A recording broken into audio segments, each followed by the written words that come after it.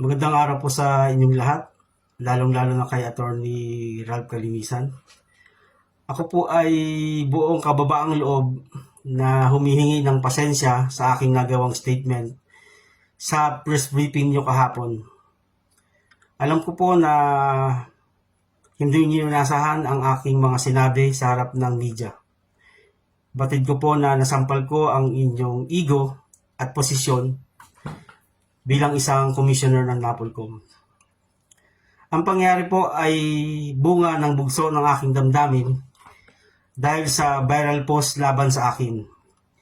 Hindi ko po intensyon na kayo ay ipahiya sa harap ng media, kundi gusto ko lamang po ipabatid sa inyo ang aking hinaing sa kung paano mo itrato ang mga pulis na may mga issue at problemang kinakaharap. Ako po ay kasama sa advokasya na ipatupad ang agarang disciplinary action laban sa mga pulis na inaakusahan ng paglabag sa anumang pulisiya at anumang batas sa ilalim ng Republika ng Pilipinas. Hindi pa ako sumasang-ayon sa paraan ng iyong pagdidisiplina sa aming hanay. Batid ko po ang inyong adhikain na linisin ang aming hanay, pero hindi ko po matatanggap ang tinatawag nating trial by publicity.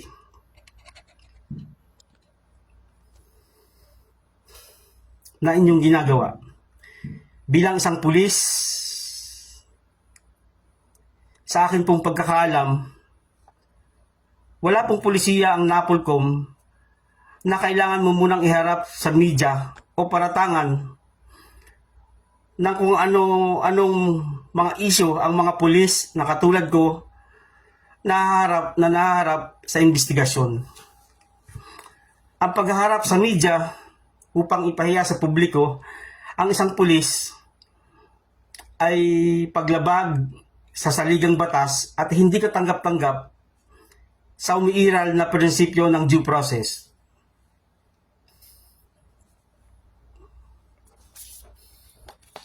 Bilang paggalang sa inyong posisyon at kapangyarihan, isinumiti ko ang aking sarili sa iyong opisina sa kabila ng pagmumura mo sa akin sa punto pa lamang ng aking pagdating sa iyong opisina. Tinanggap ko ang lahat ng iyon bilang respeto sa iyo at sa buong kapulisan. Kung ako man ay nagkamali, may mga nalabag na batas at pulisiya ng PNP, ako po ay buong pusong isusumite ang aking sarili sa tamang forum at disciplinary body, pero hindi sa mapanghusgang pagpaparatang at paghaharap sa social media o mainstream media man, sapagkat hindi umiiral ang mga panuntunan sa tamang proseso ng investigasyon o pag-aakusa sa isang akusado. Alam ko po, sir, na kayo ay isang abogado at alam ninyo ang mga technicalities sa namang investigasyon, maging ito man ay administratibo, kriminal, o sibil. Pero walang technicalities sa paghaharap sa mainstream media o social media, kundi lahat ay pawang emosyon at opinion lamang, depende sa kung saan ka papanig ng partido. Ang kapulisan po ay sawang-sawa na sa iyong estilo ng liderato. Pumapalag na ang karamihan sa tinatawag nating trial by publicity.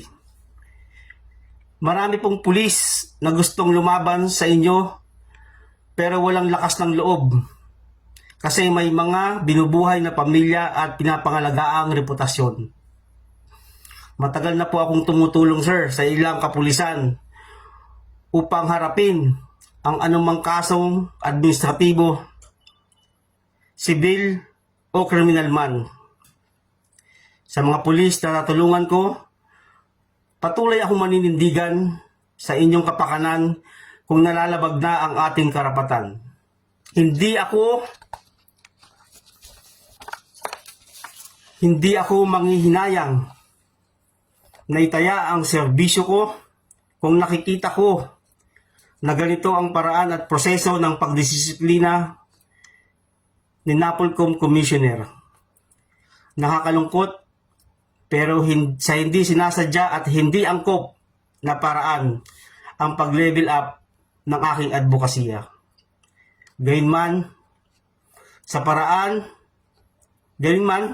ang aming law office ay handang tumulong sa inyo ng buong puso.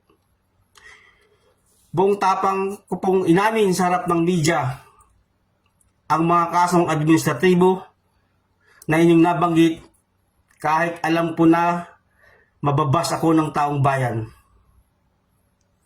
Sana ay magkaroon po kayo ng mas malalim na investigasyon kung bakit ako ay nanatiling nasa serbisyo. Marahil ay hindi sapat ang ebidensya ng PNP laban sa akin para ipangalandakan mo na iskalawag ako o errand policeman. Hindi ko no naman pwede ko naman sabihin na wala itong kinalaman sa kasalukuyang investigasyon na iyong ginagawa.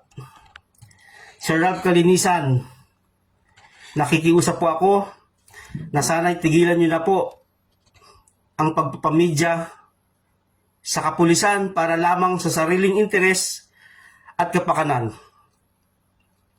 Bigyan din po sana natin ng konsiderasyon ang pamilya ng mga pulis na nadadamay sa estilo ng trial by publicity. Ako po, kung kayo po ay may planong tumakbong senador o anumang elected position, wag naman po sana sa ganitong paraan. Minsan na rin pong pumalag ang PNPA Alumni Association sa paraang trial by publicity na ginawa ninyo. Please po, nakikiusap na po ko sa inyo. Kay Barangay Captain Pakaira ng Lower Bikutan, considering na patong-patong na ang kaso ng inyong kababayan at driver, sana po ay huwag naman na ninyong pagbanehuhin yan sapagkat